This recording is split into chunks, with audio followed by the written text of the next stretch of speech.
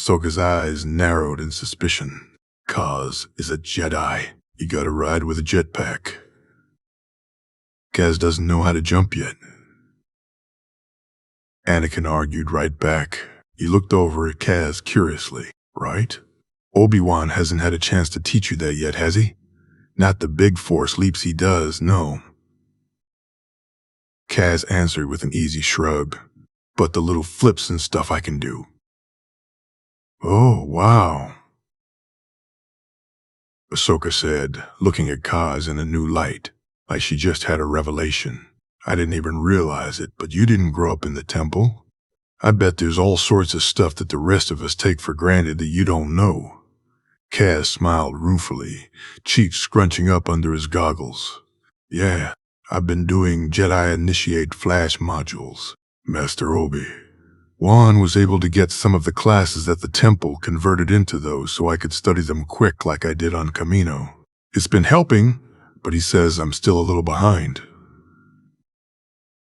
Yeah, on book smarts maybe, Cody said, hand moving to the back of Kaz's neck between the bottom of his helmet and his backplate. But in a fight, I'd put you up against any of those other Jedi cadets easy. Rex and Anakin shared a glance that Cody entirely missed, as he was too focused on looking down at Kaz with parental pride. It was that look that made Rex and Anakin smirk knowingly at each other. Rex was sure that Waxer and Boyle had started a betting pool around when the commander was going to say the Gable Manda to Kaz. It was no longer an if. Judging by that look, that even Rex could tell was behind his older brother's bucket, it was entirely a when. Well, now that you have a training lightsaber, maybe we can have a spar? Ahsoka suggested, shifting shyly from foot to foot. Kaz's eyes lit up like his life day had come early. Yes, please. I'd love to. Great, Ahsoka exclaimed, grinning back. Their conversation ceased when the gunship came in for a landing, setting down next to the Star Destroyer that was parked on the planet. Rex recognized it as the Resolute. Quickly, everyone but Rex disembarked the LAAT as he was needed elsewhere. And as soon as Kaz caught sight of Obi-Wan standing and talking to Master Yoda and Admiral Yularen, he was off like a shot, a loud cry of happiness following in his wake. Cody shook his head fondly, pulling off his bucket and tucking it under his arm, following at a fast yet more controlled pace. The Admiral finished whatever conversation he was having before their approach, and turned to leave. Master Obi-Wan. Master Obi. Kaz pelted towards his master like a horde of Gundarks were chasing him, legs and arms pumping so fast they were nearly a blur. Oof, Kaz. Obi-Wan grunted when 5'2" of armored cadets slammed into his middle. Automatically, his arms reached out and hugged around Kaz's shoulders. Hello there, Padawan. Don't you dare ever do that again, Master. Kaz scolded, voice muffled from where his face and helmet were pressing into Obi-Wan's ribs. Oh, Kaz, it's all right. Obi-Wan tried to push the cadet back to look at his face, but Kaz just clung even more tightly. I knew it was going to be fine. The Force will provide, Padawan. No, you didn't know, Kaz contradicted hotly. At this, he pushed away to glare up at Obi-Wan, hands on his hips and jaw set in a stubborn line. You wouldn't have told Cody and Rex to make sure I was safe. You thought you weren't going to come back. Obi-Wan's shoulders heaved with a heavy sigh. He knelt down, hands on Kaz's shoulders. Kaz, listen to me. This war, it's difficult, and it's hard, and people you care about are going to get hurt, and they are going to die. Not all of your brothers will come back every time. Death is a natural part of life, Padawan. One day, I will get old and I'll die. Or maybe I'll miss a blaster bolt, or we'll crash land, or any number of things. You cannot cling to me so tightly that when I am gone you no longer have the strength to go on. There is no death, There is the Force. Do you understand? Throughout this speech, Kaz's mutinous expression had started to soften, replaced with one that was entirely written in loss.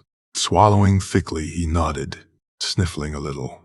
I understand. I don't like it, and I don't want to think about you leaving.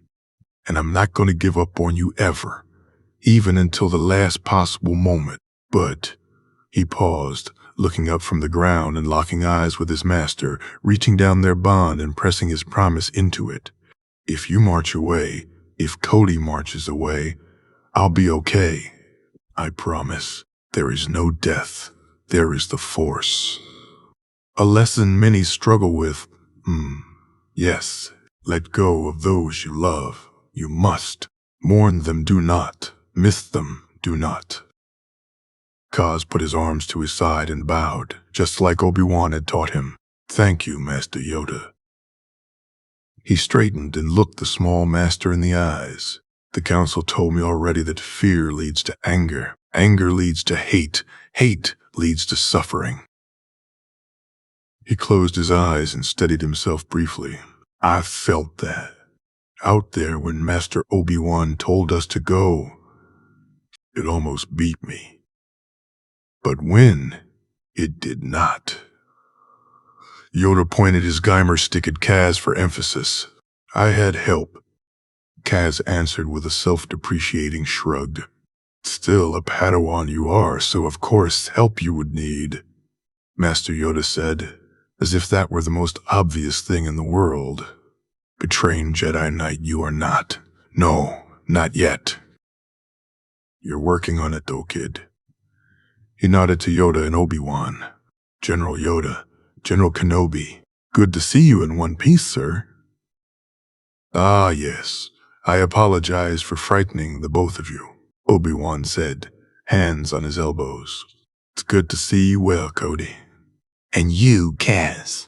Yoda gave Cody the most intense of looks, causing the commander to shift awkwardly and his eyes to dart over to his own general in silent question.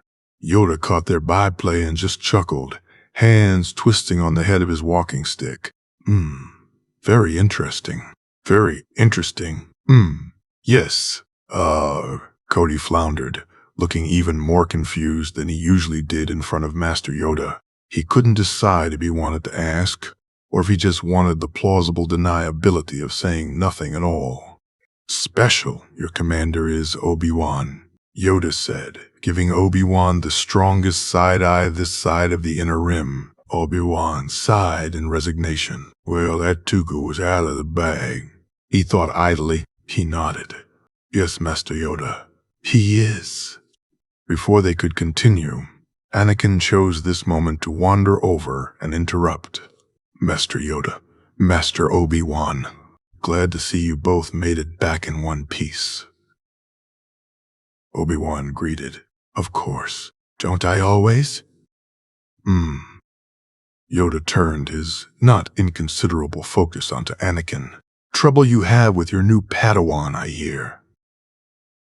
Anakin and Ahsoka exchanged a brief look, and Obi-Wan felt compelled to explain the source of the question. I was explaining the situation to Master Yoda. Really?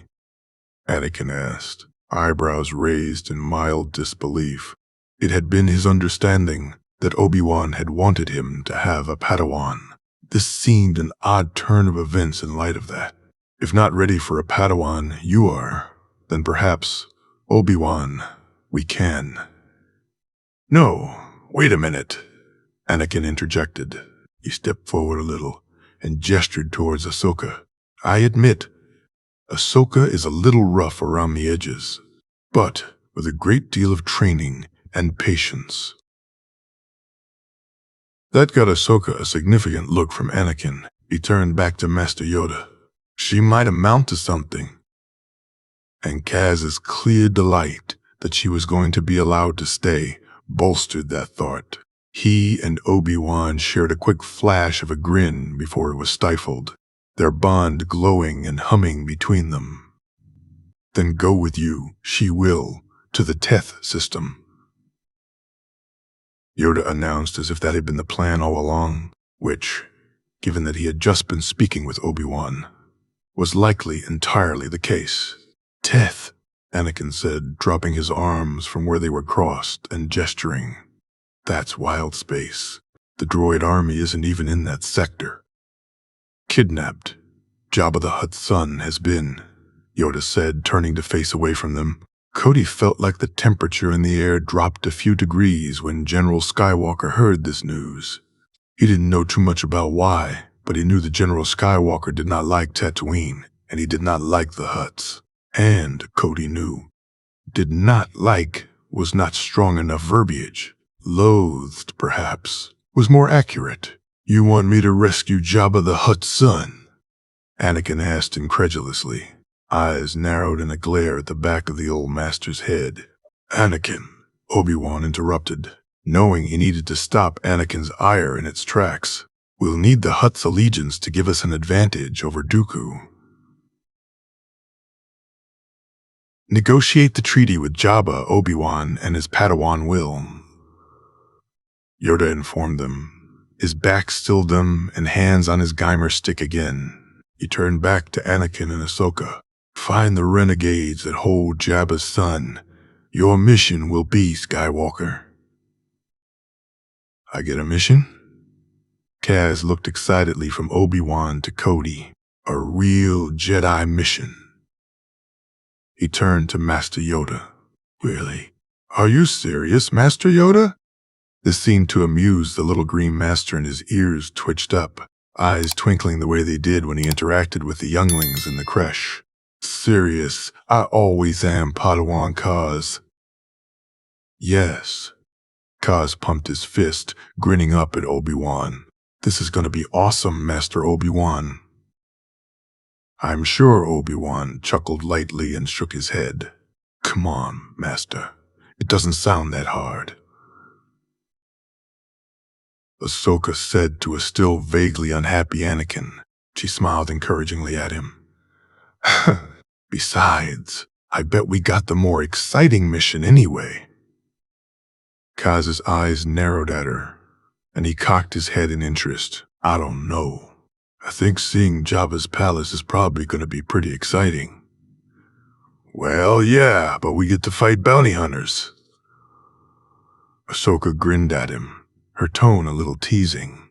Kaz crossed his arms and contemplated this for a moment. He sighed, then nodded, and gave Ahsoka a rueful look. "You're probably right, but I don't think I can fight bounty hunters yet. Droids are one thing, but I don't even have a real lightsaber. Better not tempt fate."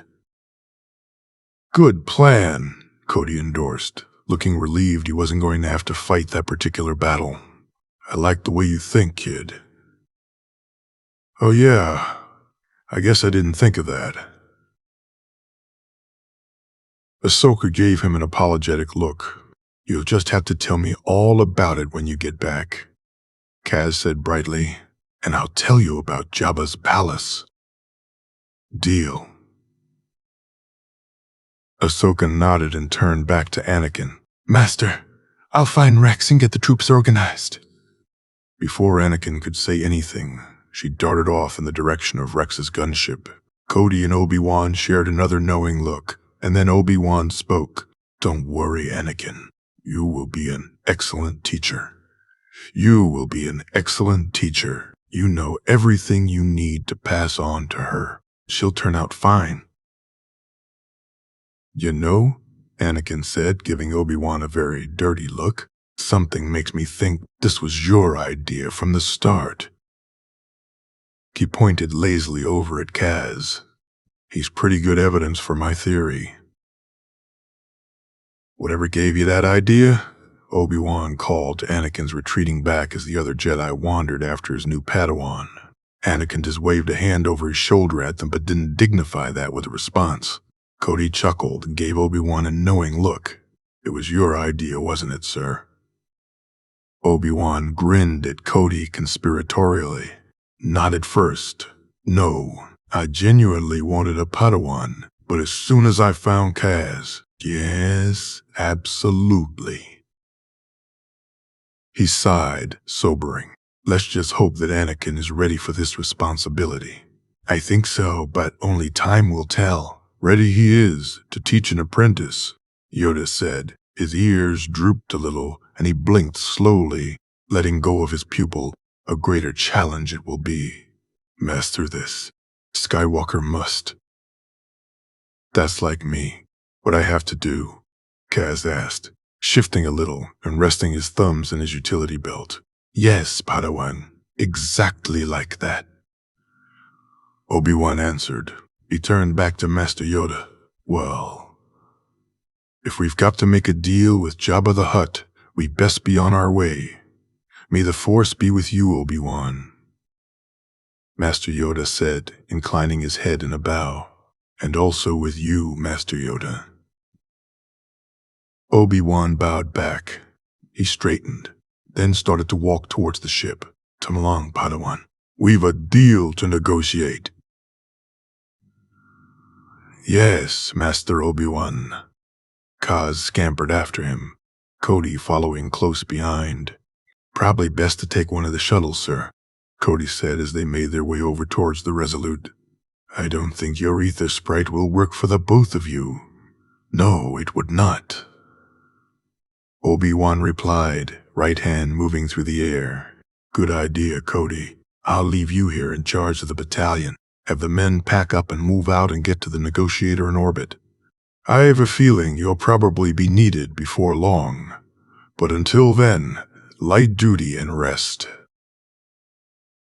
Of course, sir. Cody agreed easily, knowing what was coming. He didn't like the thought of being separated from Kaz, but he knew that situations like these would happen more and more as Kaz got farther along in his training. Wait, Cody's not coming with us? Kaz, it seemed, was not a fan of this arrangement. Would that he could, my young apprentice. Obi-Wan said with regret, but I need him here to run the battalion in my absence. No one else can do it. Cody thought that last bit was perhaps a stretch, but it seemed to mollify Kaz, so he didn't argue it. Yeah, sorry, kid. I have to make sure all our brothers are all right and don't get into trouble while the general's gone. Besides, I'm sure we'll be seeing each other again real soon when I swoop in and rescue you. Come now, Cody, Obi-Wan protested, trying to hide his smile and failing. Have a little faith. I do, sir, Cody replied. His smirk turned positively wicked. I have faith in you to always find trouble. That wasn't quite what I meant, Commander. Obi-Wan shook his head and looked to the sky as if praying for patience. Of course, General, Cody said affably, able to feel his general's genuine amusement and delight in the Force as they walked towards the Resolute's loading ramp. He knew General Kenobi was not annoyed, and was, in fact, enjoying their banter immensely. I wouldn't have any previous experience to base my opinions on, of course. No, none at all, Commander. Whatever could you mean? Obi-Wan schooled his expression into perfect innocence and laid a hand over his chest. I am wounded, Cody. Positively wounded. Oh, now, sir, if you sustained an injury in battle, maybe Helix should. Now, Cody, none of that. Obi-Wan waved his hands in the negative as they climbed the Resolute's docking ramp, dodging new troopers disembarking as they did. I assure you I am perfectly fine. But, General, you said you were? Oh, you are a devil, aren't you? Obi-Wan stopped, hands on his hips, and fixed Cody with his most fondly exasperated look. Me, sir? Cody made sure his eyes were wide, eyebrows up, lips in a disbelieving moue, and right hand over his heart. Force, don't look at me like that. Obi-Wan shook his head and waved a hand at Cody. Stop making that expression at once, Commander. I can't take it. Cody burst into startled laughter, his arm not holding his helmet wrapping around his abdomen as he bent over slightly. He was grinning, eyes shining, face flushed, and shoulders relaxed. It felt like the tension from the last few hours was yanked from him abruptly, and he was left reeling at the wake of it. Kaz was standing on Obi-Wan's other side, looking at the both of them with smirk, feet planted and arms crossed. "Sorry, sir." Cody straightened up, fist pressed to his mouth as he tried to get control of himself. He dropped his hand and his mirth faded into something softer. "I'm glad you're all right, General." Obi-Wan smiled softly back, the same soft look in his eyes. "Me too, Commander." He shook himself, turning a bright smile onto Kaz. "And you too, Padawan." "Cody made sure I was safe, Master," Kaz said as they began their trek back up the ramp once again. "Yes, he's very helpful like that, isn't he?" Obi-Wan winked at Kaz, left hand hooking a thumb in Cody's direction. "Yep," Kaz chirped, lips twitching as he tried to hide his smirk. Yeah, laugh it up, you two." Cody rolled his eyes at them as they made their way into the Resolute's main hangar. "Apologies, Commander," Obi-Wan said, completely straight-faced, arms crossed and fingers resting on his elbows. Cody gave him the stink eye but didn't say anything more, instead leading them over to an unused shuttle. He motioned to it with his free hand. "I think this one ought to suit your needs, General." Obi-Wan gave it a once-over, all business now. The time for jokes and teasing had come to an end, unfortunately. "Yes, I agree." He waved his hand, and the loading ramp began to descend. He turned back to Cody. "Well, Commander, this is where we leave you." "Retursim hai, Cody," Obi-Wan replied, inclining his head in a slight bow. "Keoyasi." "You too, sir," Cody said quietly. He cleared his throat and turned his attention to Kaz. "All right, kid. You listen to the General, yeah? I'll be here when you get back. Stay safe. Stay safe. Koyasi, Kaziga."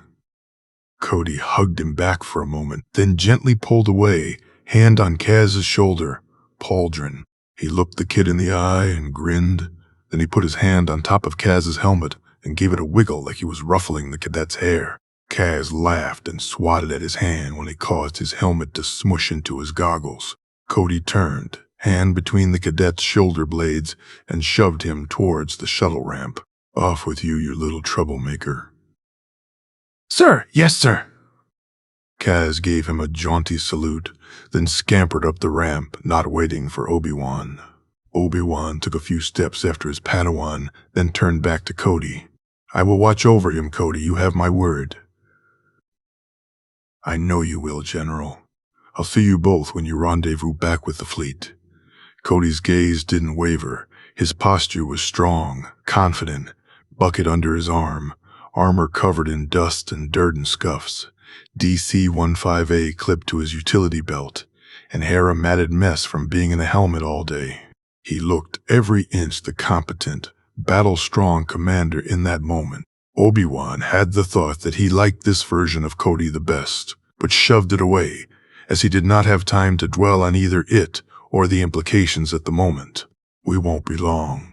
Keep the light on for us." With that, Obi-Wan turned and made his way into the ship, the docking ramp closing behind him. The shuttle ride to Tatooine would take several hours, which left Kaz and Obi-Wan at loose ends once the ship was in hyperspace. Thankfully, there was a small fresher with a sonic shower in it, so they took turns getting as clean as they could. Kaz found some clean trooper blacks in a storage trunk that he was able to swap out for the ones he'd been wearing for the last 2 days, along with an armor cleaning kit that he made full use of. Kaz, at least, looked slightly more presentable than Obi-Wan. His apprentice badgered Obi-Wan into cleaning his own armor and running his robes through the sonic shower, which helped but was not nearly as good as actually laundering them. It was, however, enough to combat the smell. Still, they were as dignified as they were going to be, given the circumstances of their dispatch to Tatooine.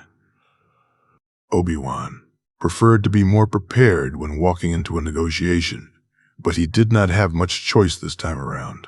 They decided by mutual agreement to spend some of the time in the hold, practicing lightsaber katas in slow motion, so Kaz could memorize the movements to do them later. "So, Master," Kaz started, moving his green blade carefully through the first kata of Shi-Cho. "Tell me about Jabba the Hutt and his palace."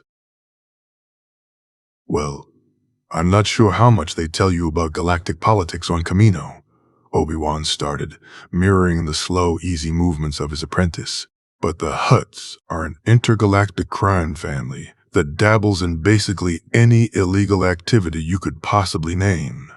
Jabba took over control of Tatooine from Gardola the Hutt and has run his vast crime empire from there ever since. His palace will be well fortified and filled with all manner of scum and villainy." "Got it. Stay close and don't wander off," Kaz said, lightsaber twirling gracefully through the air, feet moving with him and making a swish sound on the durasteel floor. "Precisely," Obi-Wan said, moving in perfect unison with Kaz. "Jedi younglings are highly valued as slaves. You will be more so just because of what you are, Padawan. Be mindful, and do not leave my side." Kaz gulped, his movements faltering slightly at that revelation, but he recentered himself easily. Instead of settling on fear, he indulged his curiosity. Why do they want Jedi? Wouldn't we be harder to control as slaves? "Yes, but even Jedi children are still children," Obi-Wan answered solemnly. "And children are easy to break. It may take longer for a Jedi youngling, but it will still happen. And then you have a talented Force user under your control. It is certainly a boon, after a fashion." They completed the kata in silence and started in on the next one before Kaz formulated his next question. "Did anyone ever try to capture you and take you as a slave, Master?" It was Obi-Wan's turn to have his movements falter. He recovered quickly and sighed. "From a certain point of view, I suppose." Kaz frowned. "How do you mean?" "I was a slave for a few weeks in the deep-sea mines of Bandamir," Obi-Wan answered, tone falsely light. "It was before I was apprenticed to Qui-Gon. In fact, that was the precipitating event that made him take me as his Padawan learner." "Wait, but if you weren't even a Padawan, why weren't you at the temple?" Kaz stopped mid-kata, lightsaber hanging at his side as he stared at Obi-Wan in confusion. Obi-Wan sighed and stopped his kata, deactivating his saber and clipping it to his belt. Kaz did the same, and Obi-Wan gestured to a small seating area nestled into the cargo hold. "This story is a little bit involved, so why don't we have a seat?" Kaz nodded and walked over, sitting carefully. He turned worried amber eyes onto Obi-Wan. "Master, if it bothers you, you don't have to talk about it. It happened many years ago, Kaz. I assure you I am quite all right." Obi-Wan said as he took his seat opposite of his apprentice. He rested his hands on the small table between them and started his tale. "If you'll believe it, I almost was not a Jedi Knight." "No way," Kaz immediately denied. "You? That's crazy. That's crazy. You're like the best Jedi of them all, Master Obi-Wan." Obi-Wan chuckled, endeared by Kaz's faith in him. "It might seem like it now, but when I was your age, I most certainly was not. I was angry, aggressive, competitive, and prone to outbursts of emotion." Kaz gave him the most skeptical look Obi-Wan had received from his apprentice to date. "I don't believe you. No way." "Oh, it's quite true. During the Initiate Tournament's events hosted so all the masters who were looking for Padawans could see the candidates, I gave in to my anger during a duel with Bruck Chun, a Kresha mate who styled himself my rival. It was so bad that I was sent out of the temple before my 13th birthday and was ordered straight to the Agri Corps to be a farmer. Kaz narrowed his eyes. Why your 13th birthday? And why didn't they give you a choice to go back home to your parents if you couldn't be a Jedi? Don't Nat-borns have parents that miss them when they're gone? Obi-Wan gave Kaz a sad smile. Well, they do, if you have parents to go home to. I do not. Oh, I'm sorry, Master. I didn't know. Kaz looked very contrite. I didn't mean to make you upset. It's all right. It was impossible for you to know, Kaz, Obi-Wan said with a generous wave of his hand. Kaz pressed earnest reassurance down their bond, and Obi-Wan sent his own back. So, you got sent to be a farmer. What happened next? Well, I arrived on Bandamere after a very exciting journey on a ship filled with Hutts, space pirates, corrupt mining corporation workers, and Qui-Gon Jinn. I was, in fact, a farmer for a little while until I discovered that a company named Offworld was defrauding the planet's government. I uncovered the plot, and for my trouble was sent into the deep-sea mines. With Qui-Gon's help, I was able to escape and stop Offworld. My actions that day endeared me enough to Qui-Gon that he consented to train me. He consented to train you? Kaz asked slowly, that phrasing pinging something down his neck. He leaned forward, resting his elbows on the table, and looked at Obi-Wan searchingly. You mean you asked him? But isn't it the other way around? You asked me for permission, Master. I didn't ask you. Obi-Wan winced. He'd hoped Kaz would not pick up on that. He hadn't wanted to outright lie to his apprentice, but he'd also not wanted to reveal exactly what had gone on between him and Qui-Gon. Yes. I'll confess. After the tournament duel, I asked him to train me. He, of course, refused. But it's a very long story as to why. This only seemed to increase Kaz's worry and suspicion. Wait, he told you no. And you traveled on a ship with Hutts and pirates and survived, and he still told you no. And then he said yes after you got rescued from being a slave in a mine? You had to do all of that for him to like you? Kaz shook his head and gave Obi-Wan a regretful look. Master, I don't mean to be rude, but he doesn't sound like a very nice guy. This made Obi-Wan laugh and shake his head. Oh, Kaz, I apologize. Perhaps I should explain. Qui-Gon had a very good reason to say no to me. His apprentice right before me, Xanatos Ducrion, turned to the dark side. He was very hurt from that and didn't know how to express that hurt properly. He wanted me as his apprentice, but he was afraid that he was the one that made Xanatos turn and didn't know how to face that fear. Eventually, he was able to overcome it. I became his apprentice, and then a Jedi Knight. Oh, Kaz mumbled, leaning back and crossing his arms over his chest. He stared at the table. Then you know how I feel being in General Skywalker's shadow. Yes, I do. Obi-Wan said softly, Kaz, I do not want you to feel like I am comparing you to Anakin. You are two very different people, and you each have your own special place in my life. You are not in competition with him. Kaz looked up, locking eyes with Obi-Wan. You haven't. Not at all, Master. And now I know why you've been so good about it.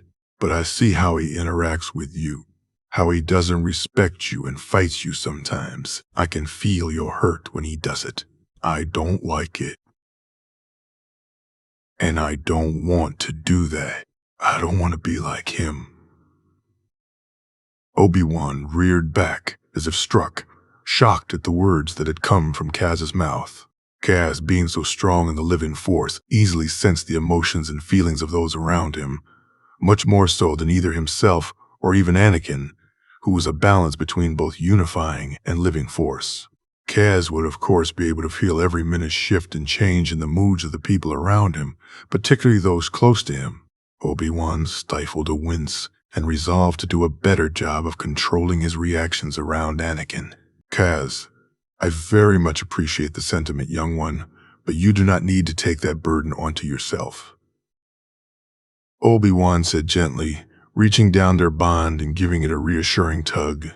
It's not yours to take. It is Anakin's alone to bear. You must focus on being who you are, not who you think others need you to be. You are Kaz, not Anakin, not Obi-Wan, not Cody, or Rex, or Helix. You are you. I know that. Kaz leaned forward again, fingers linked and arms on the table, eyes imploring. But Master, maybe who I am is someone who cares about other people and how my actions make them feel. Maybe I do things because it makes people happy, and I like making people happy. Shouldn't I be allowed to? Obi-Wan pitched forward a little, reaching out and covering Kaz's hands with one of his own. Yes, of course. If that is truly what you enjoy, Padawan, I would never tell you to do otherwise. And you should always be mindful of how your actions affect others. That's admirable. But stifling parts of your personality because they are similar to someone else is not the wisest course. If I learned anything from being Qui-Gon's Padawan, it was that you should not bend yourself into a shape to please someone else, because inevitably it doesn't work and leaves you both unhappy. Kaz swallowed and nodded, appeased by this answer. All right, that I understand. And I can also understand how you really wouldn't like it if I did that. You feel guilty. Yes, I very much would. Then I won't do that. Obi-Wan laughed and leaned back, fingers slipping away from Kaz's. See that you do not, my Padawan. Kaz opened his mouth to respond, but was interrupted by the ship dropping out of hyperspace and the onboard computer alerting them to their arrival in orbit around Tatooine. They both pushed up from the table and headed to the cockpit, Obi-Wan settling into the pilot's seat and Kaz buckling into the co-pilot's. He'd begun flight sim training before he'd left Kamino, so he was familiar with the controls and able to assist his master as they piloted their craft down to the planet's surface. Tatooine did not have one major capital or spaceport that controlled its airspace, so they did not need to radio anyone or complete docking procedures. Instead, Master Kenobi steered them out past Mos Eisley and into the Dune Sea. This whole planet is just sand, Kaz said, leaning forward and looking out of the transparent steel cockpit window. There's some rocks and some sand, and that's it. Well, and crate dragons if you're feeling bored. Obi-Wan threw out casually. Oh, can we see one before we go? Kaz said eagerly. I want to see a dragon. Maybe another time, Obi-Wan hedged, all the possible ways such a meeting could go horribly wrong dancing in his head. He pointed out of the cockpit. Look there, Jabba's palace. Let's hope there is somewhere nearby to set down. I wouldn't mind walking, Master.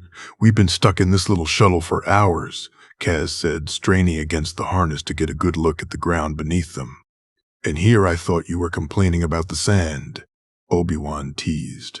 Not the sand itself, Kaz started to explain before he interrupted himself and pointed to an outcropping by the palace as they circled. That looks big enough for a shuttle to land. Think it'll work? Yes, I think so.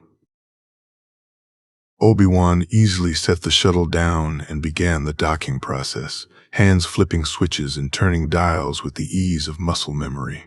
He unhooked himself from the seat harness and stood, Kaz following close behind him. He pulled the cloak he'd found in the shuttle, likely Anakin's given the length around his shoulders as the docking ramp lowered. He looked over at Kaz, who was hefting up his helmet, but he stopped him, pressing it down back to the seat Kaz had lifted it from. Better not. I want them to see the braid, to know you're a Jedi, not a trooper. Obi-Wan cautioned.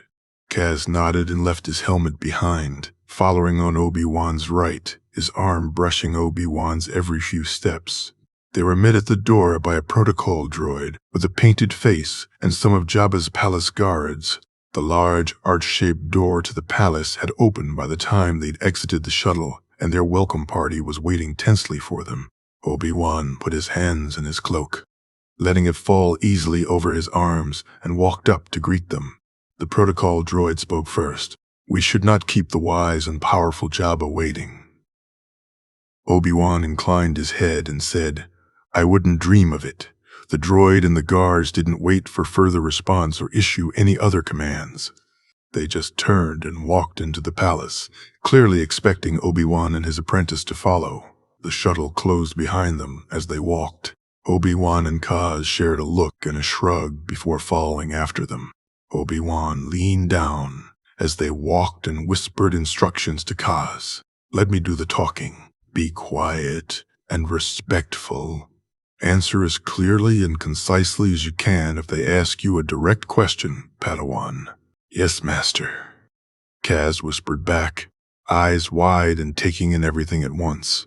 "Dark, dank, and cold" were the words that best described the inside of Jabba's palace. Kaz's eyes roved over every nook and shadow, picking up movement, sensing out with the Force, and feeling the life forms contained within the many levels of the building.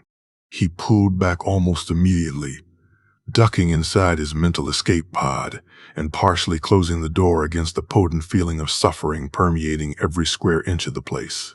It was revolting, but he wisely kept that thought to himself. They followed the droid, and Obi-Wan ignored the many sets of eyes he knew were on them, resisting the very strong urge to put his arm around Kaz's shoulders and tug the cadet to him. Doing so would be a sign of weakness, and he would not allow such a thing. He wanted to be done with this as fast as possible and get his apprentice back to safety. There were many in attendance that had ill intentions for them. Soon enough, they came to the throne room. Kaz felt his jaw drop at the sight. There were beings of all shapes and sizes, more than he'd ever seen in one place in his short life.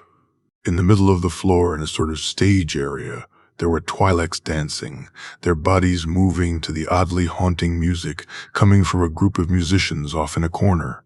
In the back of the wide room there was a small bar. Bounty hunters and associated hangers-on gathered around it, speaking in low tones. Jabba himself was holding court from an elevated platform, his large, slug-like body lazily ensconced on expensive-looking rugs and pillows. He had a slave servant next to him at his beck and call, drowning in his own opulence, while those below him scrabbled in the dirt. Kaz took an immediate dislike to him but shoved it down and away, like he did his dislike for the trainers on Kamino, keeping his face soldier blank. The others in the room knew he was a Jedi, but the armor and blaster were clearly throwing them off. Amazingly, they hadn't placed his face, too young perhaps, to be recognized instantly just yet. Obi-Wan stepped up first, bowing deeply to Jabba. Jabba's booming tones echoed out into the chamber, and the music stopped instantly. "Jedi, Yubalaz Wata, Pamabuki?" "The great and mighty Jabba bids you welcome and asks why you have not brought his son with you." The protocol droid translated. "Mighty Jabba," Obi-Wan said in his most cultured and bland tones. "One of our most powerful Jedi is on his way to rescue your son. We will not let you down. The gracious Jabba has one more small condition," the protocol droid explained. "He demands you bring back the slime that kidnapped his little punky muffin." Obi-Wan could not stop the incredulous noise that came from his mouth. Punky? "Me chuto konki sabeska, oki karwata doku droid separati wahan." If you do not succeed, Count Dooku and his droid army will. Obi-Wan felt a zing of alarm race up his spine, but did not let it show in his expression. He could tell Kaz sensed it also when the boy subtly shifted his feet. Of course, mighty Jabba. But we will not fail you. I assure you, you will have no need of either Count Dooku or his army. Bet up slow. Jabba seemed quite implacable when he said this, and Obi-Wan felt his sense of dread intensify. The mighty Jabba says, you have one planetary rotation to find his son. No more and no less. The droid's face was blank and impassive, its inflection giving away no feeling at all. Of course, Your Excellency. Obi-Wan said graciously, might I have a moment to contact the Jedi tasked with retrieving your son to relay this information? Bo. Obi-Wan did not need that translated. He bowed deeply. Thank you, O gracious Jabba, for your consideration. I will contact them at once. With that, Obi-Wan stood upright and turned, Kaz following close like an armored shadow. They made the walk out to the shuttle unimpeded, and as soon as they stepped out into the hair-dryer climate of Tatooine, Obi-Wan felt like he could take a deep breath again. The door to the palace remained open behind them, so Obi-Wan made haste to the shuttle, pulling up the external comm unit near the cockpit instead of going back inside. So, are we calling General Skywalker? Kaz asked, shuffling close to him and peering at the softly beeping comm unit. Yes, best let him know that he has a time limit. Obi-Wan answered easily. Do you think we have enough time to call Cody after? Kaz asked hesitantly. Like he thought the answer would be no, but he was trying anyway. We might. I'm not sure how impatient our hosts are. Obi-Wan hedged. Before he could say more, the call connected. A small blue hologram of Anakin hovering over the emitter. Ah, Anakin, I'm glad I got you. Master? What do you got from me? Anakin said. All business. I've made contact with Jabba, and he has informed me that we have exactly one planetary rotation to find his son and bring him back.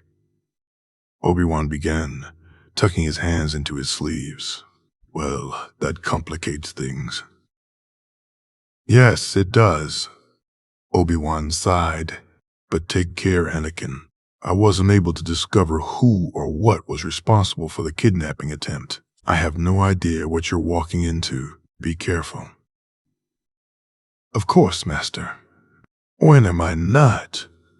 Obi-Wan gave him a dry look. He was sure translator over the comm unit. Well, at any rate, happy hunting. May the Force be with you, Anakin. And also with you, Obi-Wan.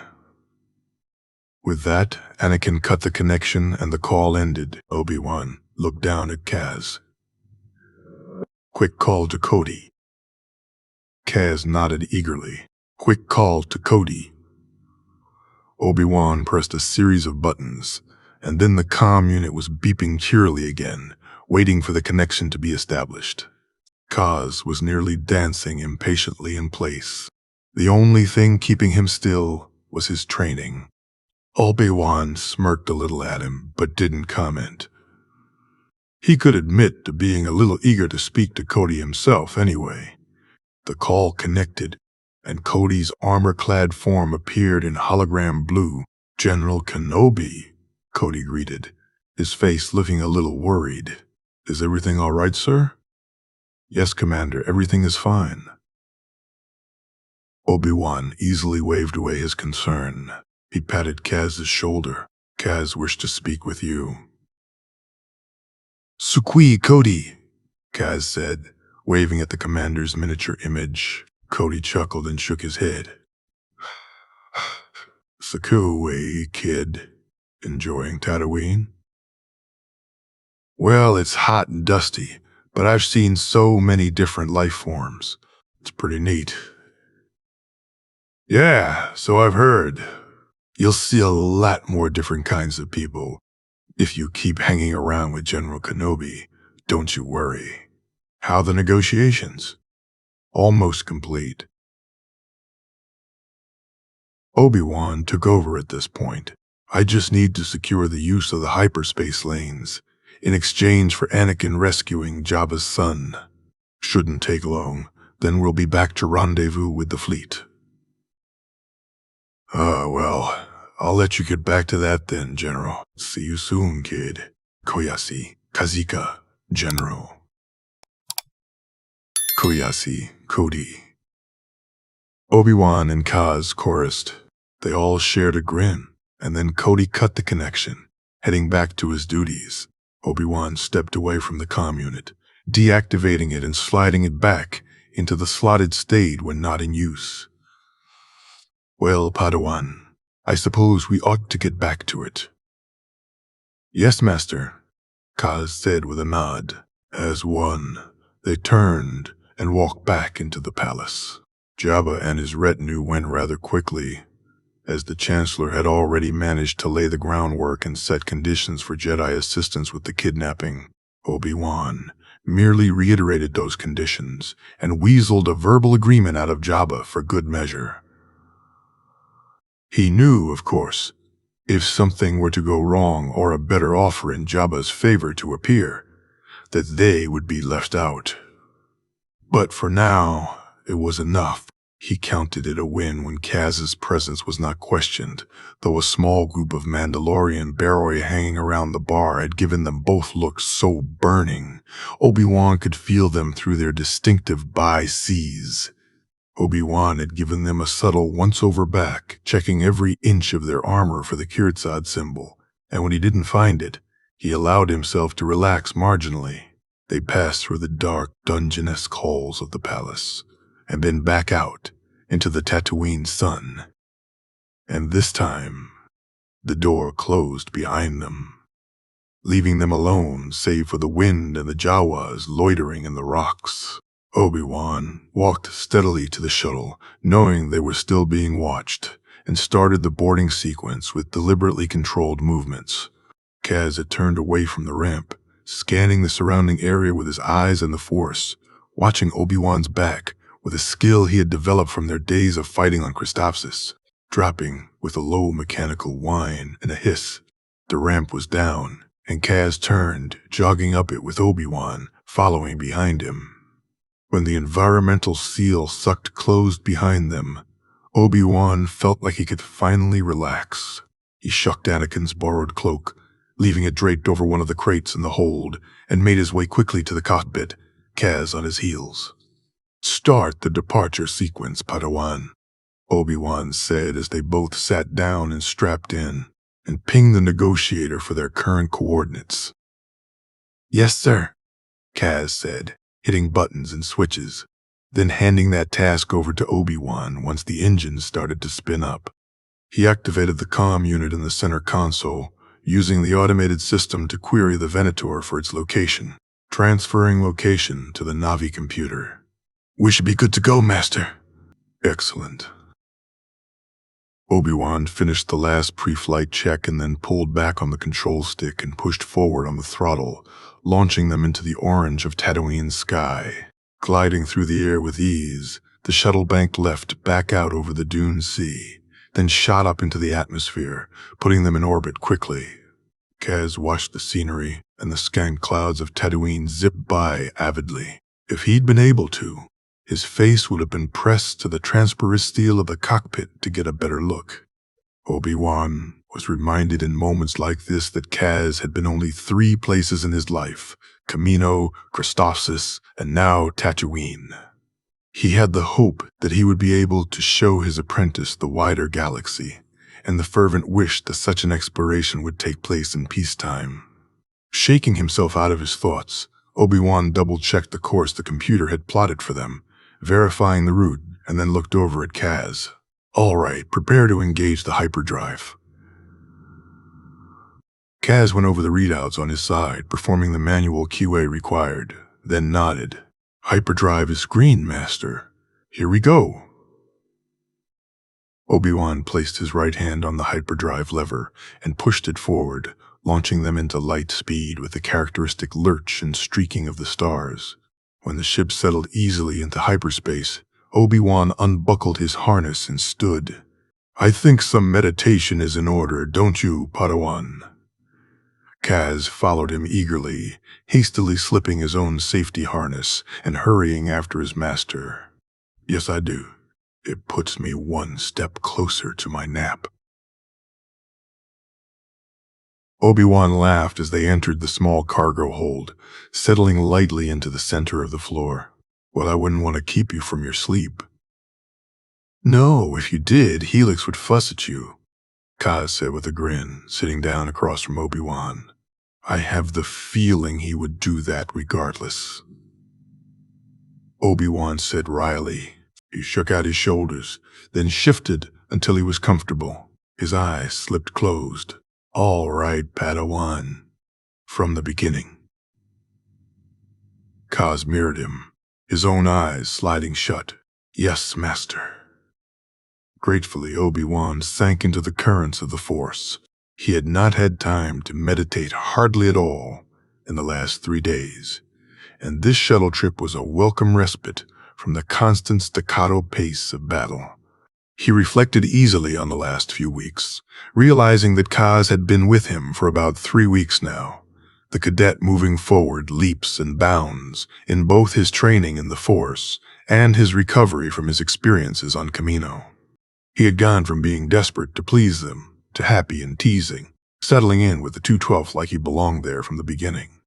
Wrapping around him like a cloak, the Force tugged and pulled him ever onward, moving him from his thoughts on Kaz to his thoughts on Anakin and his new apprentice. They seemed like a good fit, and Obi-Wan had felt the surety of that match ring out into the Force the moment they had met. He hoped that Ahsoka would be a calming influence on his former Padawan, but watching the two of them interact had him reassessing that idea. Perhaps they were a little too similar to each other, but Obi-Wan trusted Rex to at least keep them from going completely wild. The thought of Rex made him think of the rest of his troops, and how they'd all seemed to slowly be changing around him, too. The Force sung with happiness, and settled itself around him like a warm cloak, delighting in the way the bright twinkling lights of his men surrounded and pressed into him. Rescuing Kaz had opened the floodgates, and letting slip that he spoke their language and admired their culture sealed him inside their confidence. He was pushed, cajoled, and prodded like any other Vod would be, lumped into the same category as Cody, and afforded all the same rights and respect with the men that his commander was. They allowed him into the barracks, demanded his presence there. In fact, setting aside a place for him next to Cody, and always between them, was Kaz. Truly, Obi-Wan had gotten to know his commander better in the last few weeks than he had in the months that the man had been in charge of the 212th. Cody was quick-witted, sarcastic, compassionate, a diligent older brother, and an even more diligent caregiver for Kaz. It was the commander's care for his apprentice that really drew Obi-Wan to Cody. Obi-Wan was aware enough of his own mind to admit that, yes, perhaps, he had a type, and that type was distinctly Mandalorian in nature. His previous history with the planet and its Duchess would certainly stand as damning evidence to that fact. Of all the troopers, Obi-Wan felt Cody exemplified the values of Mandalorian culture the most. The only other ones who came close were Rex and Helix, but he had no troubling feelings about either of them. He knew better than to indulge these feelings, however, and reluctantly released them into the Force. He could not afford to become attached, especially considering their precarious position in the war and the high likelihood that there would be a battle that neither himself nor Cody would come back from. That and Kaz needed them both, and he needed them in different ways. Obi-Wan did not want to muddy the waters for his apprentice and start crossing lines that had no business being crossed. He had to work with Cody to train the cadet, and there was no force in the galaxy that would induce him to jeopardize that. Slowly, he sank deeper and deeper into the Force, until it felt like the shuttle around him faded away, and even the engine burn light of Kaz in front of him was hard to make out. Pushing the rest of his feelings from the last few days out into the Force, Obi-Wan reached out, exploring, reveling in the sheer delight that came from fully embracing the Force and letting it reach back for him. This far in, he could feel the whispers and hints of the future, of things to come, of things that could happen. It had taken him years to get used to this, to be able to do it without feeling like he was doing something wrong. Qui-Gon's training had certainly held him back in some respects, while giving him the advantage in others. Distantly, he was aware of a beeping sound and young hands shaking his shoulders. Frowning, Obi-Wan pulled himself back and blinked blearily until the worried face of his young apprentice came into focus. Kaz was crouched in front of him on the balls of his feet, hands on either one of Obi-Wan's shoulders, fingers clenched around his pauldrons, amber eyes wide, hair slightly ruffled and Padawan braids swinging gently with his movements. Master Obi-Wan. Kaz stopped, noticing his eyes were open, and tried to make eye contact. Master, are you with me? Ah, yes, my apologies, Kaz. Obi-Wan blinked a few more times, then reached up and rubbed his eyes quickly. I must have slipped deeper into that meditation than I thought. Tension bled out of Kaz's shoulders and he nodded. Yes, you've been here the whole time. I got done about an hour ago. The proximity alarm is ringing and we're out of hyperspace. I think the negotiator is hailing us. Ah, of course, Obi-Wan pushed to his feet and Kaz scrambled after him. They made their way to the cockpit, and like Kaz had predicted, the comm was beeping with an incoming transmission. Obi-Wan sat down and answered it. This is Republic Shuttle Alpha 5. Republic Shuttle, this is Negotiator. Please transmit your clearance codes for docking. Obi-Wan smiled, recognizing the voice as Lieutenant Hap, his day-shift soft-shell bridge officer. Of course, Lieutenant. Codes are on their way. Codes received. Good to have you back, General. It's good to be back, Hap. Shuttle out. In front of them, the negotiator grew larger the closer they flew, until they were circling the docking bay and pulling up the shuttle's flaps for landing. They cleared the one-way shields that kept the ship's atmosphere in and docked without further ado. Kaz was up and out of his seat before the docking ramp was even halfway down. Obi-Wan shook his head and followed at a more controlled pace. He, too, could sense Cody standing just outside the ship. He appreciated the fact that Kaz liked Cody. But he needed to learn to be apart from him. There would be missions that Kaz would go on that Cody could not follow. Kaz zipped down the ramp once it was low enough to do so without causing injury and skidded to a stop in front of Cody, who was helmetless and grinning at them. Cody. Hey, kid, Cody greeted, indulging Kaz in a quick hug. He looked back up to Obi-Wan. General, good to have you back.